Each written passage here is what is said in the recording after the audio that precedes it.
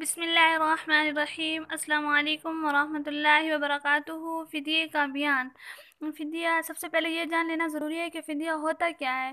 فدیہ یہ ہے کہ رمضان شریف کے روزے جو اگر ہم نہیں رکھ سکتے، کوئی دائمی مریض ہے، اس کے دوبارہ ٹھیک ہونے کی امید نہیں ہے، وہ رمضان شریف کے روزے نہیں رکھ سکتا، یا کوئی بڑھاپے کی اس حد کو پہنچ گیا ہے کہ اب اس سے روزہ نہیں رکھا جاتا، تو اللہ پاک نے دین میں آسانی پیدا کیا ہے روزے کا ثواب حاصل کرنے کے لیے، اور روزے کی معافی کے لیے ہم لوگ فدیہ دیتے ہیں۔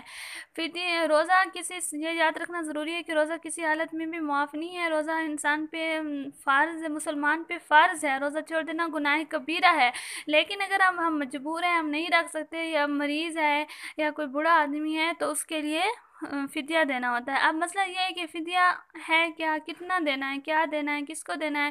تو عید الفطر پہ ہم جتنا فطرانہ ادا کرتے ہیں، وہی فطرانے کی رقم ایک روزے کا فدیہ ہے۔ تو اب جتنا فطرانہ بن رہا ہے، 2.25 کلو گندم کی قیمت یا گندم، وہ فطرانے کی رقم وہی فطرانہ ہوتا ہے، تو وہی رقم کو اب جتنے روزے ہو رہے ہیں اسی کے ساتھ ملٹیپلائی کریں اور وہی رقم ہم فدیے میں دیں۔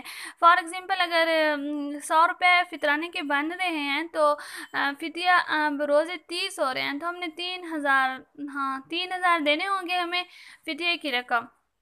یہ بھی ہم مسکینوں کو دے سکتے ہیں، غریبوں کو دے سکتے ہیں، اور یہ لازمی دینے ہوتے ہیں۔ اگر باقی یہ مسائل اس ویڈیو میں آپ کو نظر آ رہے ہیں، آپ دیکھ سکتے ہیں، بس ہم نے یہ سمجھنا ہے کہ فدیہ ہوتا کیا ہے، اور یہ لازمی دینا ہوتا ہے۔ اگر والدین امیر ہیں تو وہ خود دیں، اگر ان کے پاس اتنی دولت ہے وہ اپنا فدیہ دے سکتے ہیں تو وہ دیں۔ اگر وہ نہیں دے سکتے یا وہ اس سمجھ سے باہر ہیں، تو اولاد پہ فرض ہے کہ وہ اپنے والدین کی طرف سے فدیہ ادا کریں، خواہ اپنے مال سے یا اپنے ماں باپ کے مال سے۔ لازمی کریں خود کو اور اپنے والدین کی آخرت میں سرخروئی کے لیے، یہ ضروری ہے۔